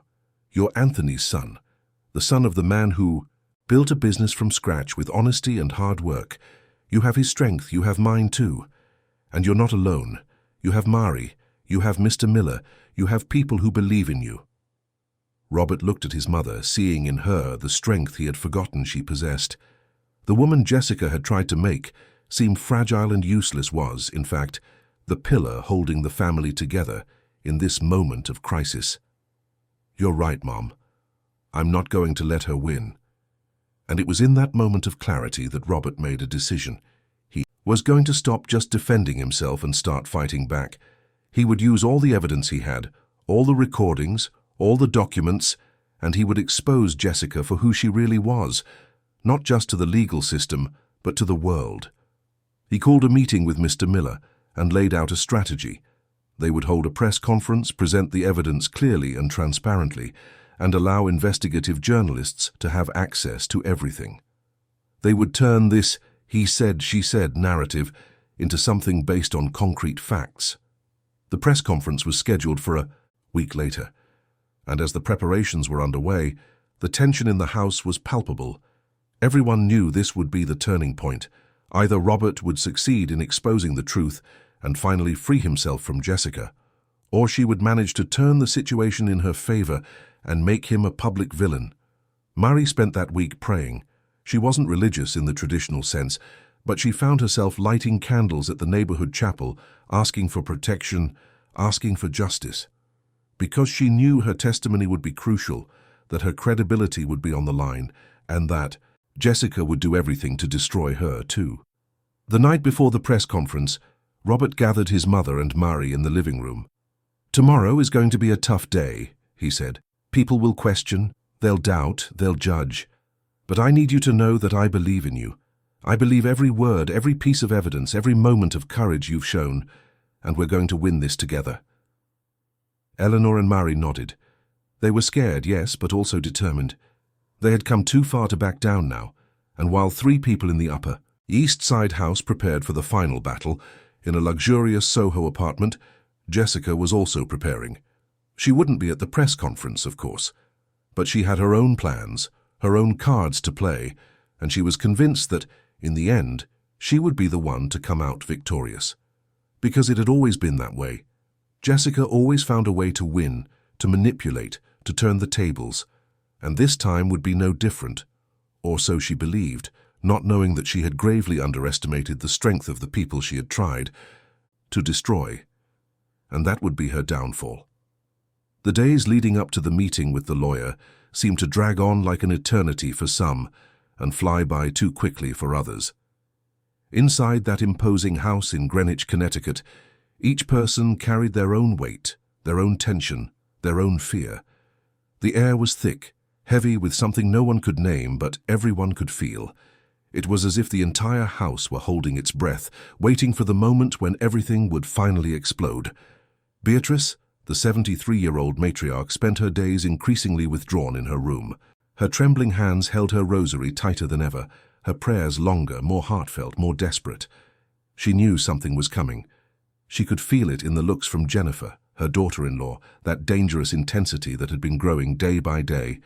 She could see it in the way the woman moved through the house, always calculating, always observing, always waiting for the right moment. Beatrice was no longer the same woman who had arrived in that house 2 years earlier, right after her son's wedding.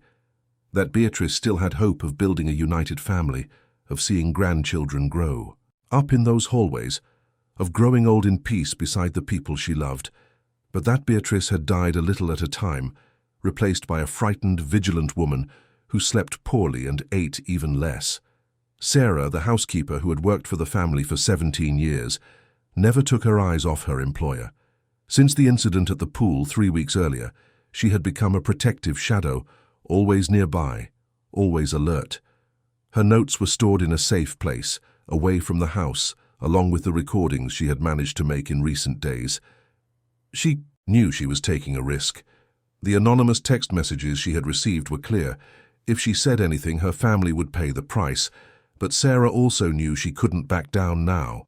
Beatrice was more than an employer to her. She was the woman who had held her hand when her husband passed away, who had paid for her daughter's medical treatment, who had never treated her as an inferior. Sarah owed her loyalty to this woman, and loyalty to her was non-negotiable. Michael, the 42-year-old businessman, lived torn between two worlds. At the office, he was still the brilliant CEO, the man who had turned a small furniture factory into an interior design empire. He closed multi-million-dollar deals, managed hundreds of employees, and made decisions that impacted thousands of lives. But when he came home, he felt like he was entering unknown territory. Something had changed. He sensed the tension in the air, saw how his mother avoided being alone with Jennifer, noticed how Sarah always seemed to be nearby. But when he tried to talk about it, he was met with smiles and convincing explanations.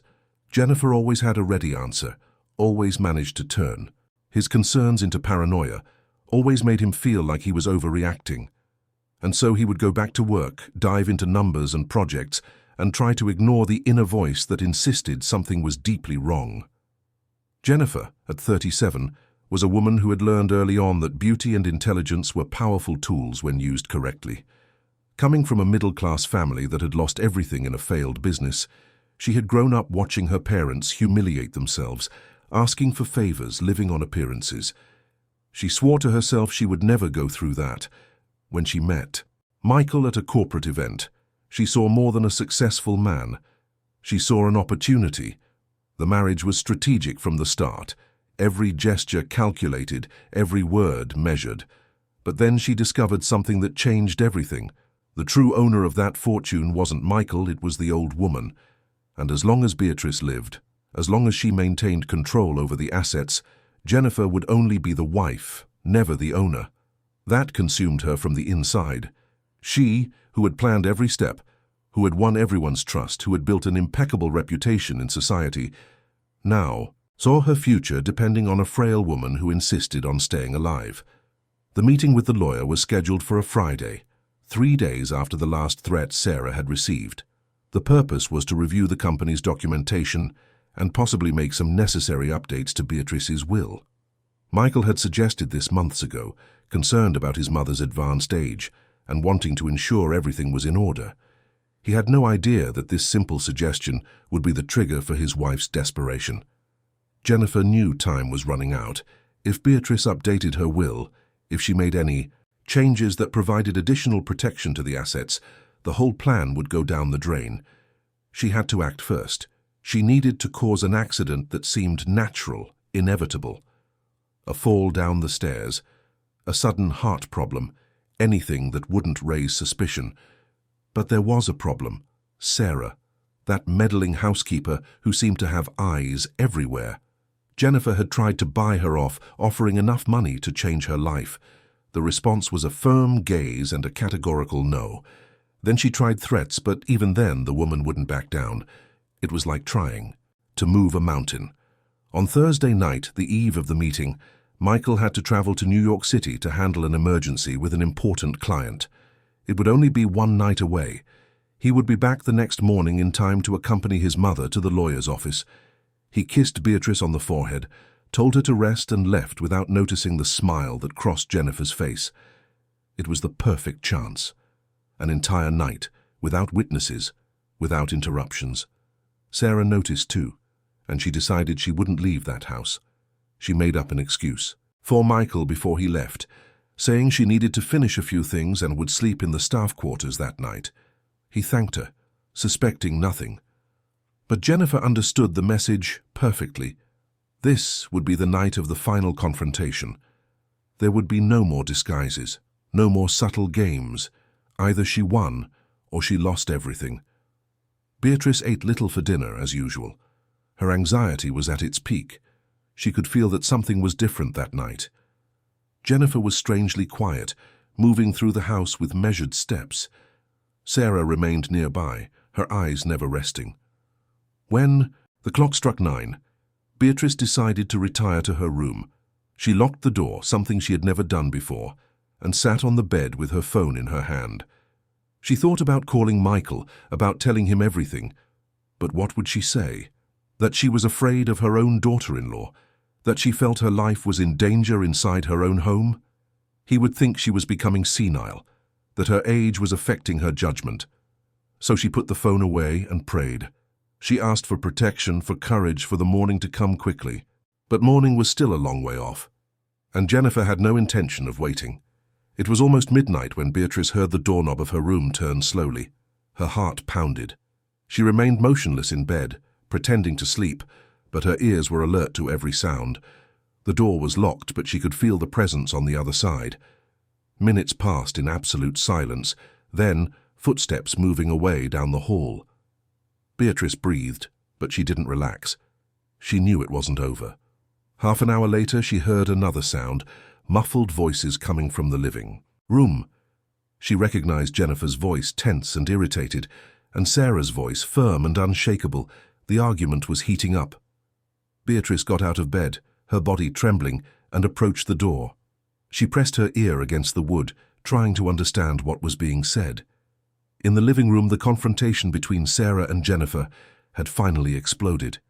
The housekeeper had found Jennifer tampering with medications in the kitchen cabinet, clearly preparing something. When questioned, Jennifer didn't try to hide it.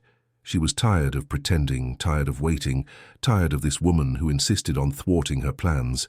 "You don't understand anything," Jennifer said, her voice low but laced with venom. "You think you have any value here? You're just a housekeeper. Always have been, always will be. It doesn't matter how many years you work for this family, you'll never be a part of it." Sarah held tightly to the phone in her apron pocket. The recorder was on, capturing every word.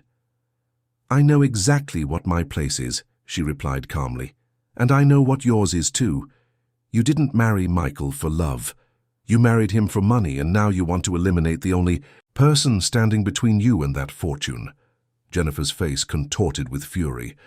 "Watch what you say," she hissed. "You have no proof of anything. It's just your word against mine.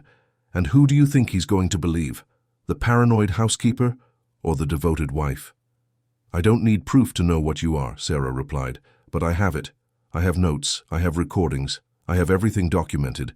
Every humiliation you inflicted on Mrs. Beatrice, every lie you told, every time you sabotaged something, everything."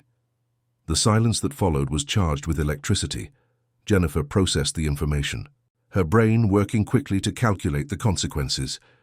Then a cold smile appeared on her lips. "You think that matters?" she said, her voice now frighteningly calm. "Even if you have recordings, even if you have proof, none of it will matter if there's no one left to testify. Accidents happen, Sarah, to frail old women, and to meddling housekeepers too." It was at that moment that Beatrice opened her bedroom door and entered the living room. Her legs were shaking, her heart was racing, but her eyes were steady. "Enough," she said, her voice surprisingly strong. "Enough lies. Enough. Pretending. I will not hide in my own home anymore." Jennifer turned, surprised by the interruption. Her face, always so controlled, now showed exhaustion, irritation, and something deeper, something close to desperation. "Go back to your room, Beatrice," she said with false sweetness. "You should be resting. Tomorrow is an important day." "Tomorrow you lose," Beatrice replied, surprising herself with her own courage. "Tomorrow I update my will. Tomorrow I make sure you never lay your hands on what we built. My husband worked his entire life to leave this legacy. Michael continued that work with honesty and dedication. And you just want to destroy it all for greed." Jennifer let out a bitter laugh. "Greed?" she repeated, her mask finally falling completely.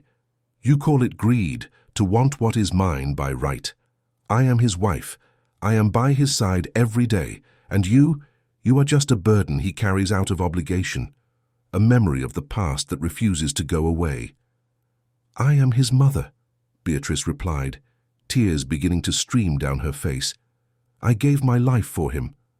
I raised him alone after my husband passed away. I worked day and Night so he could have an education, opportunities, a future. Everything he has today started with the sacrifice we made together. And everything he has today should be mine, Jennifer screamed, completely losing control. Don't you get it? You are the only obstacle. If it weren't for you, I would have everything. The company, the assets, the control. But no, the stubborn old woman insists on staying alive, insists on keeping everything in her name, as if she's still relevant. So that's it, Beatrice said, her voice breaking. You really do want me to die? It's not my imagination, it's not paranoia. You are trying to kill me. Jennifer took a deep breath, and then something inside her seemed to snap. Maybe it was the exhaustion of months of keeping up the facade. Maybe it was the desperation of seeing her plans crumble. Maybe it was simply the inability to keep pretending. Yes, she said, her voice now terribly calm. Yes, I am.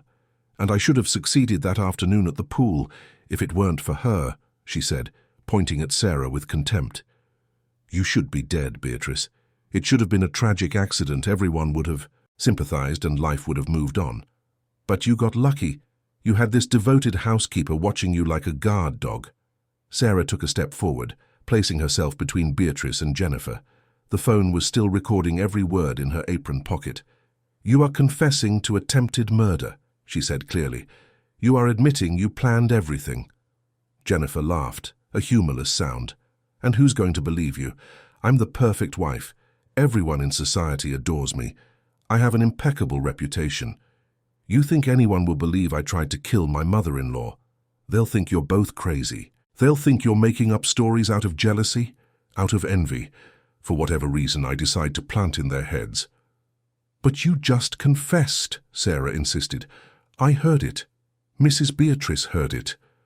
And I'll deny everything, Jennifer replied with a confident smile.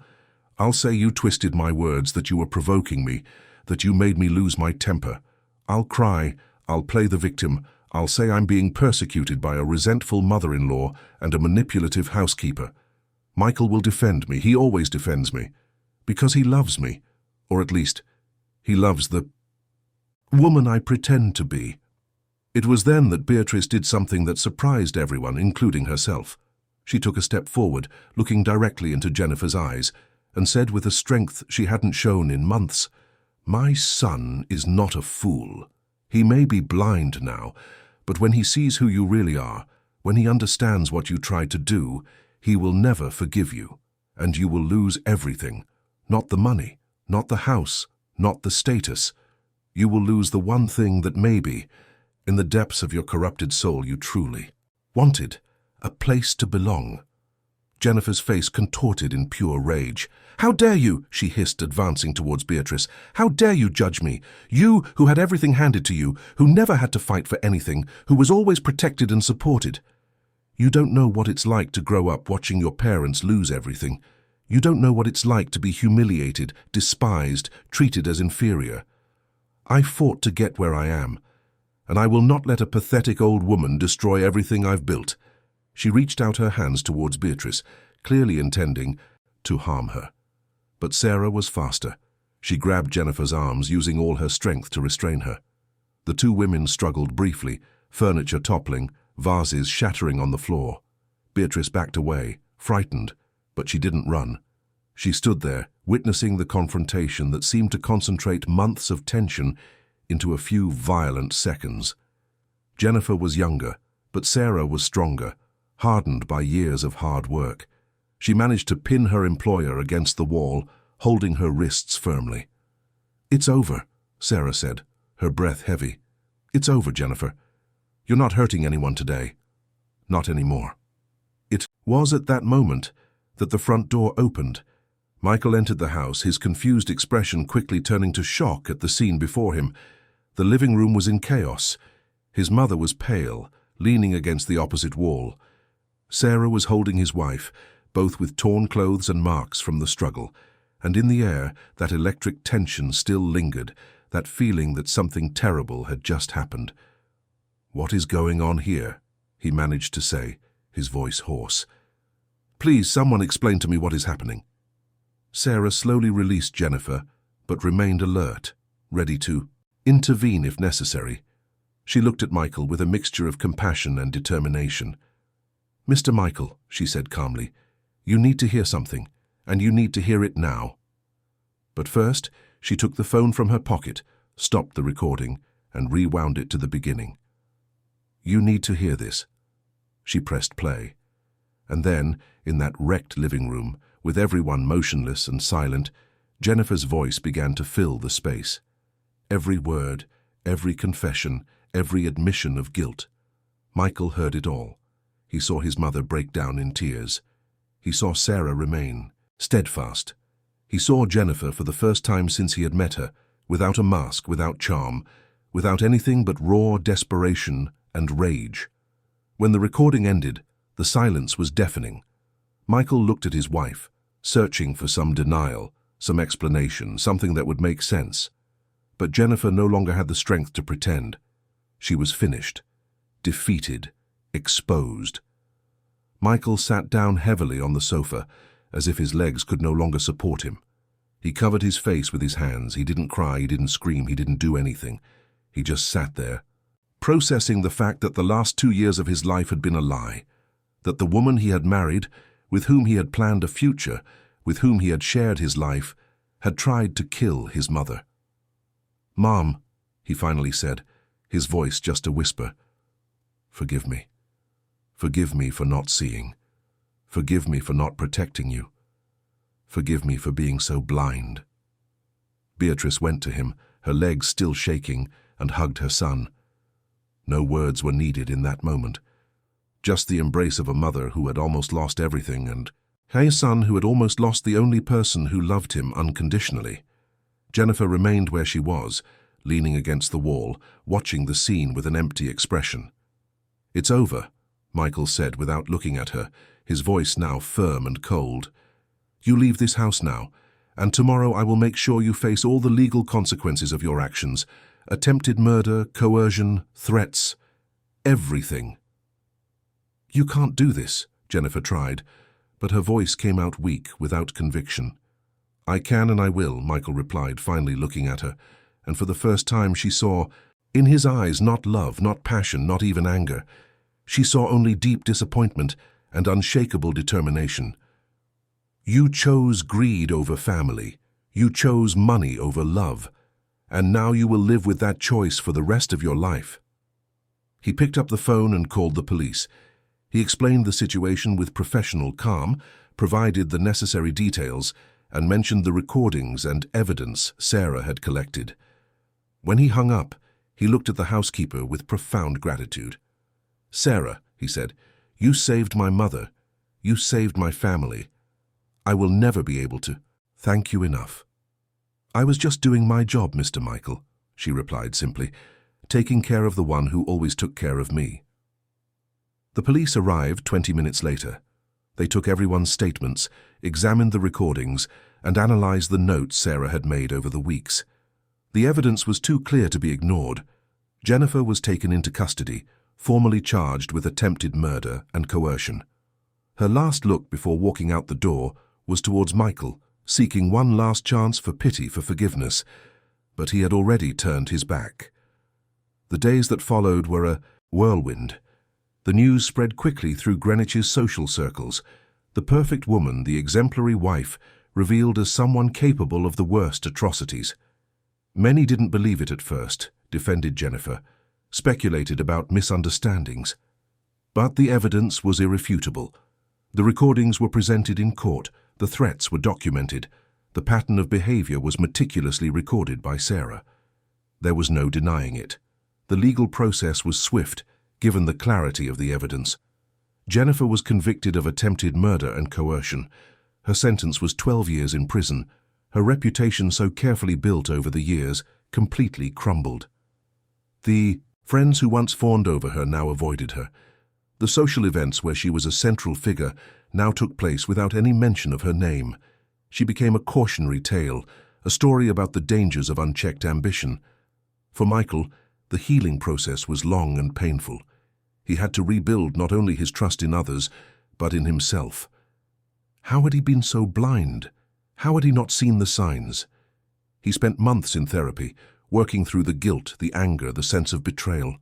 He learned to forgive himself slowly, day by day. Beatrice, for her part, gradually regained the peace she had lost. The house became a home again, no longer a silent battlefield. She could walk the halls without fear, could sit in the living room without being constantly on alert. The pool that had terrified her so much was filled in and turned into a garden, a place of peace instead of terror. She began to smile again, to laugh again, to live again. Sarah was recognized not just as a housekeeper, but as an integral member of the family. Michael insisted on substantially increasing her salary, set up an educational fund for her children, and ensured she would have financial security for the rest of her life. But more important than any material reward was the genuine respect and love she received. She was no longer the housekeeper. She was Sarah. She was family. Over time, Michael began to rebuild his personal life, not in a hurry, not out of loneliness, but when he finally felt ready. He met a woman named Helen, a university professor, who came into his life without pretense, without games, without masks. Beatrice adored her from the first moment, and Sarah, observant as ever, saw something in Helen's eyes that she had never seen in Jennifer's: genuine kindness. A year after the trial, the family gathered for dinner on a quiet Sunday. Beatrice sat at the head of the table, her face serene, her hands steady. Michael was beside her, lighter than he had been in years. Helen was chatting animatedly with Sarah about recipes, their laughter filling the house with ease. And for the first time in a long time, that house felt complete. Michael looked around the table at the people he loved and felt a deep gratitude for all they had overcome. He raised his glass and made a simple toast. To family, not the one defined by blood or by paper, but the one defined by love, loyalty, and courage. Everyone raised their glasses, and in that moment, as the sun set over Greenwich, casting a golden light through the windows, that house shed the weight of its past. It became, finally, what it was always meant to be: a home. The story of Beatrice, Michael, Sarah, and Jennifer spread beyond the borders of Greenwich.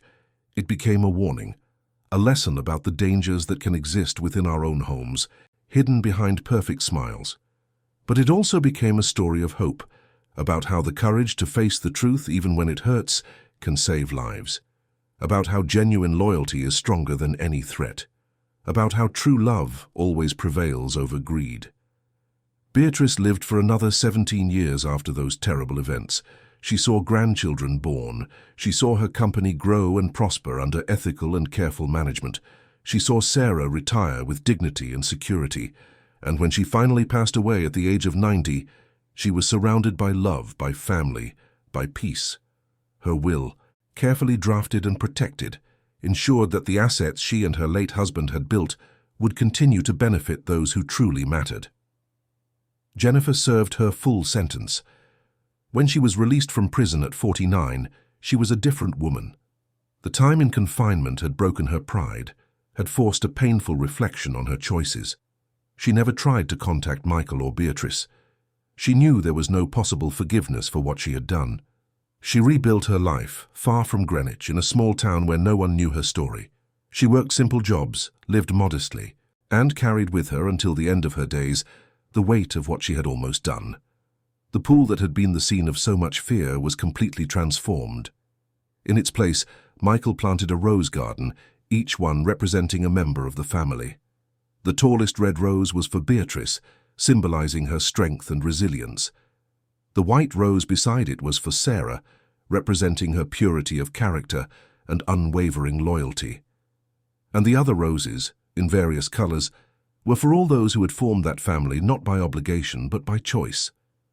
Years later, when young people asked Michael about that dark period of his life, he always said the same thing: danger doesn't always come from where we expect. Sometimes it's sitting at the table with us. Sometimes it sleeps beside us. But the truth, however painful, is always preferable to a comfortable lie.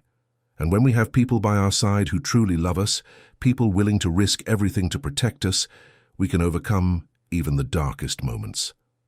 Sarah, in her later years, would often sit in that rose garden watching the flowers sway gently in the breeze, and she would think about how a simple housekeeper, armed only with her loyalty and courage, had changed the course of so many lives. She didn't consider herself a hero. To her, she had only done what was right, what was obvious, what was necessary. But to that family, she was much more than that. She was the woman who had prevented a tragedy. She was the woman who had saved not just a life, but the very concept of family. And so, in that house in Greenwich, life went on. Not perfect, because life is never perfect, but honest, true, built on solid foundations of mutual respect and genuine love. The scars remained, as all scars do, but no longer as open wounds. Now they were just reminders of what they had overcome, of how much they had grown, of how the truth, however painful, is always liberating. The story that began with fear, manipulation, and danger ended with love, justice, and peace. And in that ending, there was a powerful lesson. No matter how dark the night, the dawn always comes. No matter how deep the betrayal, forgiveness, and rebuilding are possible. And no matter how powerful greed is, it will never be a match for true love. Dear listeners, we hope the story of Beatrice, Michael, and Sarah has deeply touched your heart. If you were moved by the journey of a family that faced the most painful betrayal and found the strength to start over, please hit the like button on this video, subscribe to our channel, and ring the notification bell so you don't miss any of our stories. Let us know in the comments which moment impacted you the most, and if you know someone who also needs to hear this message about courage, loyalty, and the power of true love. Every day we bring you intense and emotional stories that reveal the deepest side of the human soul. Stories that make us reflect, cry, and above all, believe that even in the most difficult situations, there is always hope. Share this with someone you love and come back tomorrow for another narrative that will stir your emotions. We'll be waiting for you here, in this space where stories come to life and touch hearts.